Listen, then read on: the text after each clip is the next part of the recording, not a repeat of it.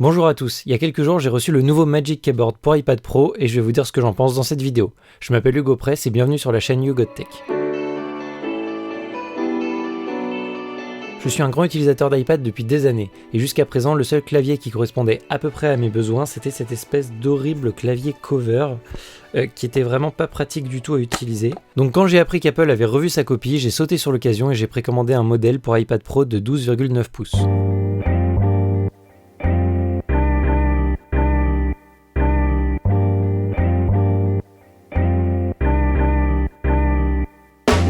La première impression quand on le sort de la boîte, c'est son poids. Il est vraiment très lourd. En réalité, il est même plus lourd que l'iPad en lui-même. Visuellement, je trouve qu'il ne paraît pas d'être une très grande qualité.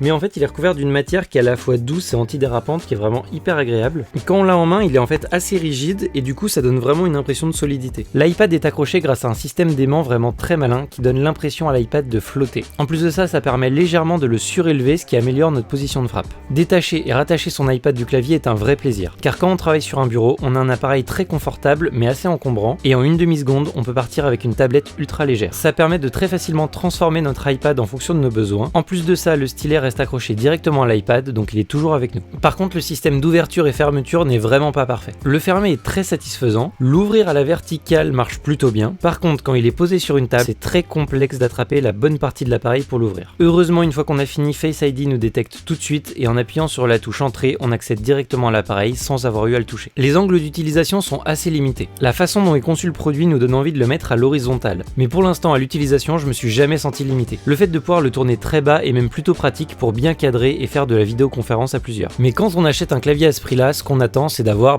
un bon clavier. Et pour ça, je suis vraiment ravi. C'est l'un des meilleurs claviers que je connaisse. Il me rappelle un peu les anciens claviers qu'on avait sur Mac que j'adorais. D'ailleurs, depuis que je l'ai reçu, j'utilise plus du tout mon ordinateur pour tout ce qui m'oblige à taper du texte. En plus de ça, il y a enfin le rétroéclairage. Et vu que je commence mes journées de travail très tôt, ça m'est vraiment très utile. Et tant qu'on est sur le clavier, j'ai une petite astuce, restez appuyé sur la touche commande affiche les raccourcis clavier disponibles dans l'application utilisée. Il y a quand même quelques défauts sur la partie clavier, notamment il n'y a pas les touches d'options qu'on peut retrouver sur Mac. Donc pour changer la musique, le volume et la luminosité de l'écran, il faut aller chercher dans le centre de contrôle en haut à droite. C'est assez agaçant. Et pire, pour la luminosité du clavier, il faut aller chercher dans Réglages, Général, Clavier physique, et là on peut enfin ajuster la luminosité. Et pour finir sur la partie clavier, il fait un peu de bruit mais c'est pas dérangeant. Mais la grosse nouveauté que j'attendais, c'était surtout le trackpad.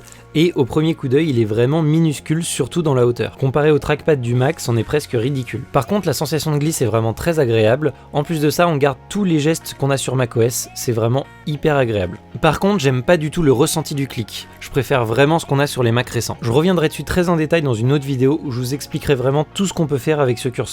Mais pour faire court, il fluidifie énormément l'expérience que l'on peut avoir sur un iPad. En fonction des cas, on switch entre le clavier, le tactile et le trackpad de façon assez naturelle. Le curseur est assez différent de ce que l'on peut retrouver sur un ordinateur. Il y a un élégant petit rond qui change de forme en fonction du contexte. Alors quand ça marche, c'est bien plus agréable à utiliser qu'un curseur d'ordinateur, mais ça marche pas toujours. On va prendre pour exemple les liens internet et ça reste un rond qui du coup n'est pas du tout précis. Ça demande encore un peu de travail pour marcher 100% du temps, mais s'ils y arrivent, ça va ringardiser les curseurs d'ordinateur classiques. En bas à gauche, il y a une prise USB-C qui permet uniquement de recharger l'appareil. Ça a l'avantage de libérer une prise en haut pour y brancher par exemple un disque dur, mais ça ne nous permet pas de brancher un disque dur en haut et une carte SD en bas. C'est dommage. La recharge via le clavier est légèrement plus lente que via la prise principale, rien de dramatique, mais c'est à savoir. La stabilité est parfaite sur un bureau, mais vu que le poids est situé assez haut, il faudra faire attention si on l'utilise sur les genoux. C'est de très loin le meilleur clavier que j'ai pu tester sur iPad, mais il coûte entre 339 et 400 € en fonction de si vous prenez la version 11 pouces ou la version 12,9 pouces. Donc même s'il est globalement excellent, j'ai beaucoup de mal à vous le recommander. Surtout que de base l'iPad est assez léger, mais quand on lui rajoute ce clavier, il devient légèrement plus lourd qu'un MacBook Air. Donc si l'iPad Pro est votre outil informatique principal ou que vous l'utilisez dans un cadre professionnel, pourquoi pas. Mais je pense que dans les prochains mois, d'autres marques comme Logitech vont proposer sûrement des produits similaires, donc n'hésitez pas à aller jeter un coup d'œil avant d'acheter. Je vais vous proposer plusieurs vidéos liées à l'iPad dans ces prochaines semaines qui iront plus dans le détail. Je vais notamment vous sortir un comparatif détaillé de ce qu'est la gamme iPad en 2020 avec des conseils d'achat. Merci d'avoir regardé cette vidéo, pensez à vous abonner à la chaîne et surtout de vous abonner à mon compte Instagram.